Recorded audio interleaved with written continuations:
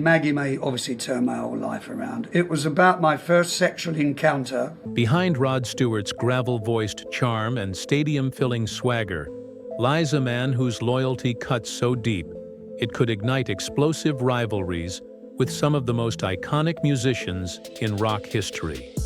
To the world, Rod was the charismatic hitmaker behind Maggie May and Do You Think I'm Sexy?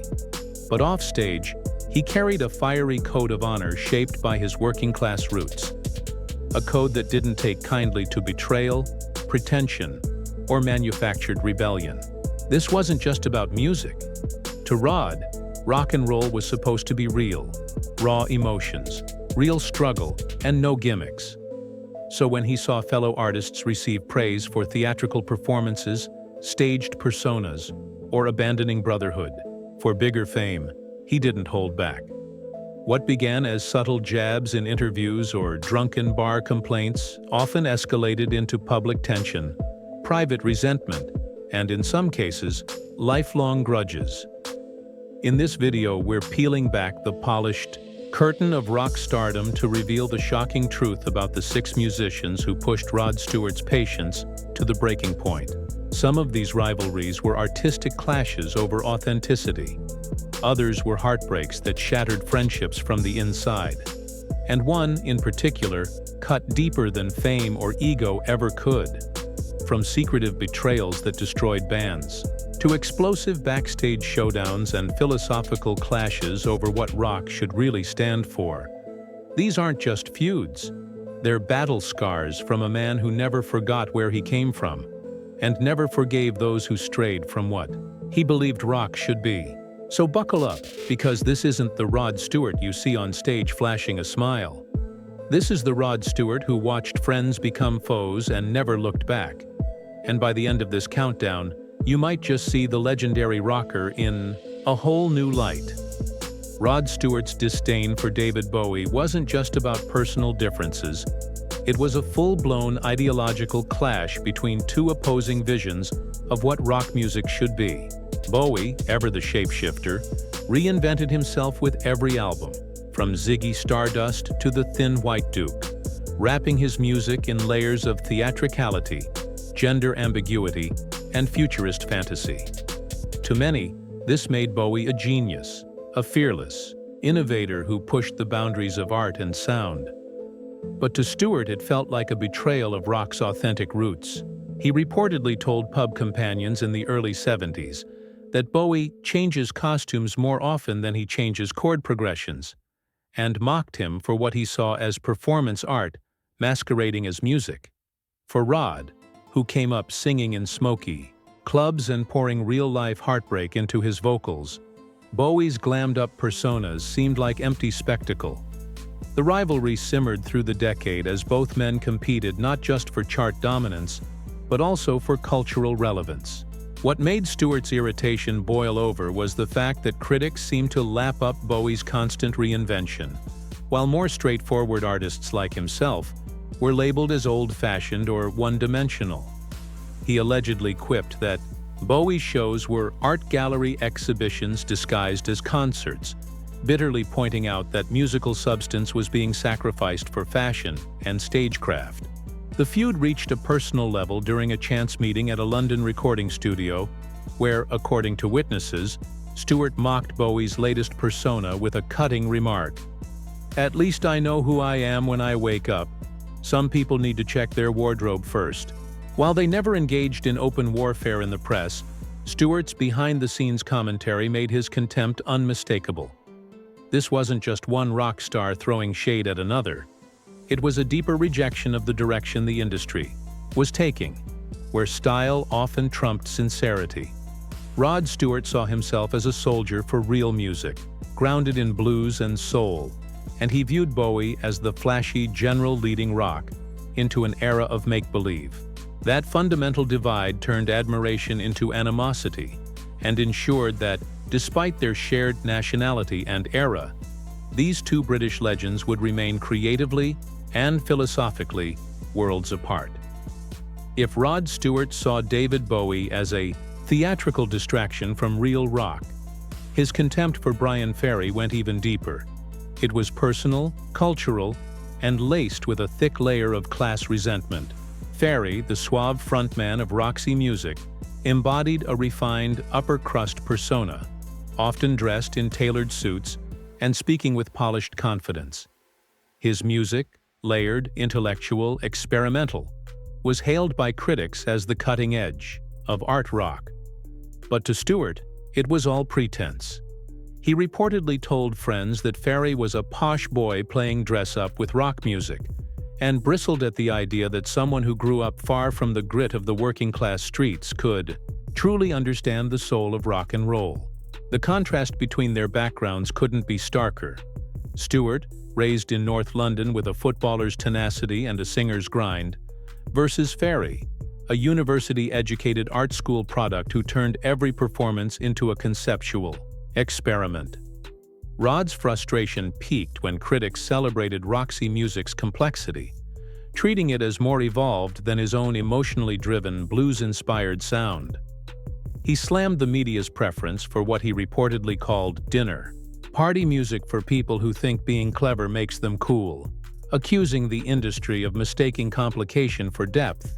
At a backstage event in Paris, Ferry supposedly approached Stewart to offer a friendly handshake, only to be brushed off with a curt mutter, "I don't chat with people who think rock needs footnotes."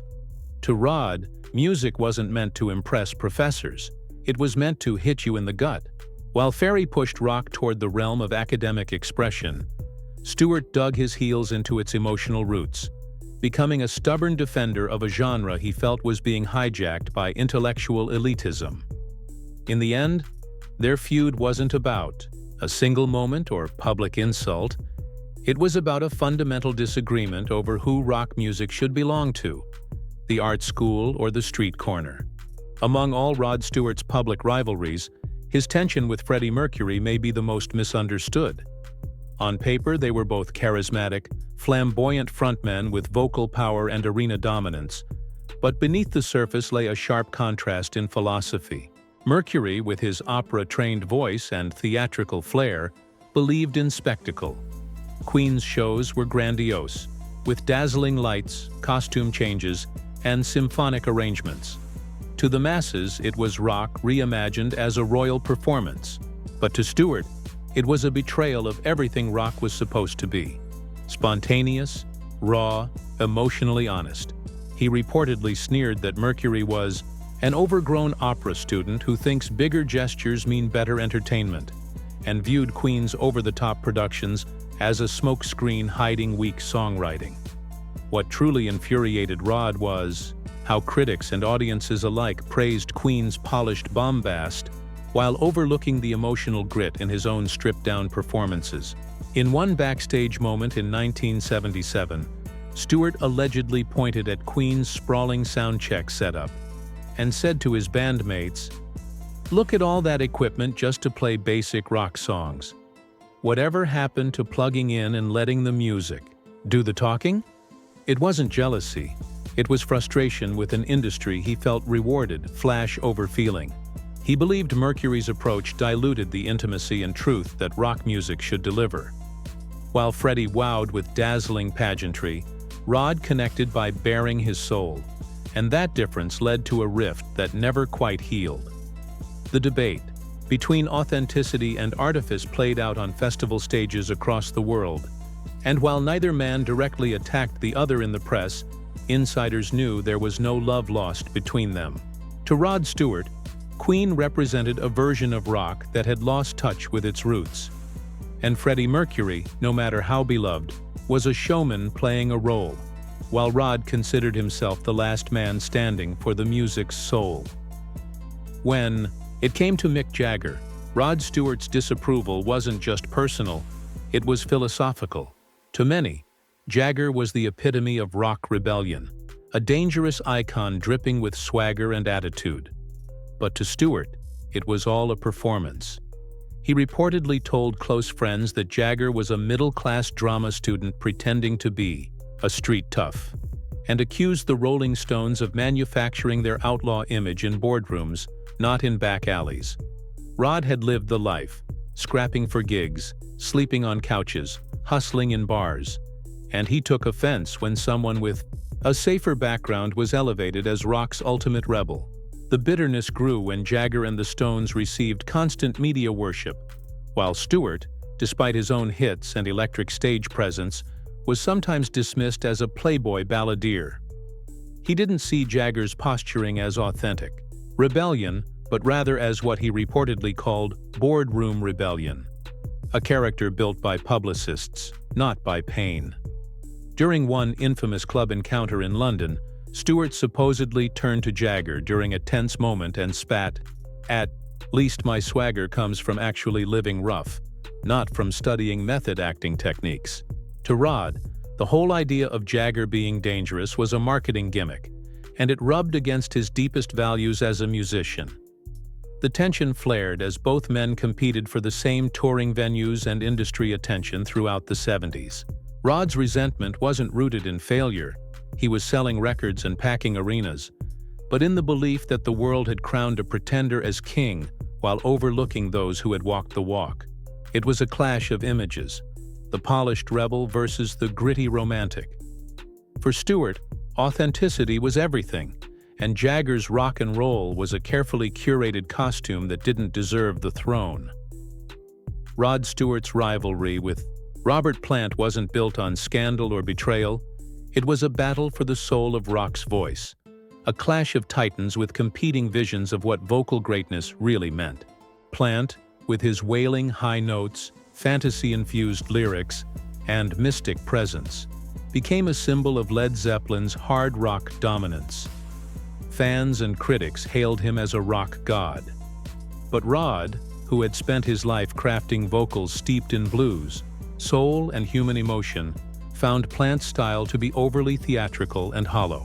According to insiders, Rod privately mocked Plant as a fantasy novelist who thinks screaming about Norse mythology makes him profound, and was incensed that Zeppelin's bombast was mistaken for substance. He viewed Plant's performances as more cosplay than connection, more Tolkien than truth. What really cut deep was the critical acclaim Zeppelin received for what Rod reportedly called Viking cosplay, disguised as deep artistry. As the 70s wore on, both singers topped polls for greatest rock vocalist. But Rod felt his emotionally raw delivery was being ignored in favor of high-volume showboating. At an awards event in 1975, Stewart is said to have deliberately avoided Plant's table, later telling friends, "I don't mingle with people who need mythology books to write love songs." This wasn't just ego. It was artistic frustration. While Plant built legends with dragons and stairways to heaven, Rod sang about heartbreak, betrayal, and the gritty reality of love. One touched the stars, the other lived on the ground. And to Stewart, it wasn't even a contest. His voice told stories that real people could feel, while Plant's vocals painted fantasy landscapes that, in Rod's view, had no place in true rock. Of all the rivalries Rod Stewart ever endured, none cut as deeply or as permanently as his falling out with Ronnie Wood. This wasn't about ego or philosophy. It was about brotherhood and betrayal. Wood, the co-pilot of The Faces and Rod's closest musical ally, wasn't just a guitarist, he was family. Together they took the Faces from dingy pubs to global stages, building a sound and bond that felt unbreakable. But in 1975, that bond shattered when Ronnie began secretly playing with the Rolling Stones while still officially part of the Faces. According to the Faces biographer, Rod was blindsided, not just by the defection, but by the way it was handled behind his back. He reportedly called Wood a backstabbing opportunist, and confessed to friends that he felt abandoned, heartbroken, and humiliated. This wasn't just losing a bandmate, it was losing a brother in arms. The Stones offered Wood bigger fame, bigger money, and a bigger platform. But to Rod, that came at the cost of everything they'd built together.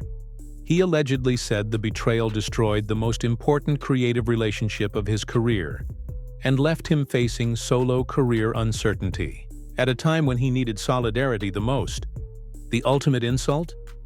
Ronnie never gave Rod the chance to talk it through man to man, while Rod poured his soul into every performance and believed in loyalty above all. Wood chose ambition, and that wound would never fully heal. Years later, the two would occasionally cross paths, but the warmth was gone. Rod never forgot the quiet phone that never rang, the goodbye that never came, and the friendship that ended not with a bang, but a whisper of betrayal behind closed doors. It's the kind of story that reminds you, in rock and roll, the deepest scars don't come from rivals. They come from the people you thought would never turn their backs. Rod Stewart's journey through the world of rock and roll is a saga of triumphs, heartbreaks, and fiercely held beliefs. At the heart of his rivalries lies a man who never wavered from his core values: authenticity, loyalty, and emotional truth. To some, his clashes with David Bowie, Bryan Ferry, Freddie Mercury, Mick Jagger, Robert Plant, and Ronnie Wood might look like jealousy or stubbornness. But to Rod, they were battles for the soul of the music he loved. He watched the industry shift toward spectacle, artifice, and commercial polish, while he remained rooted in the honesty of working-class grit and the purity of blues and soul. Every feud wasn't just about ego. It was about defending what he believed rock should be. And when friends betrayed him or icons took shortcuts to fame, he didn't bite his tongue. He said what others were too polite or too afraid to say. So the question remains, was Rod Stewart simply a grizzled veteran guarding the gates of real music, or a bitter star who couldn't adapt to the changing times? The answer, like the man himself, is complicated. But one thing is clear: Rod Stewart wasn't afraid to speak his truth, no matter the cost. And in doing so, he carved out a legacy not just as a voice of his generation, but as a soldier of rock's rawest ideals.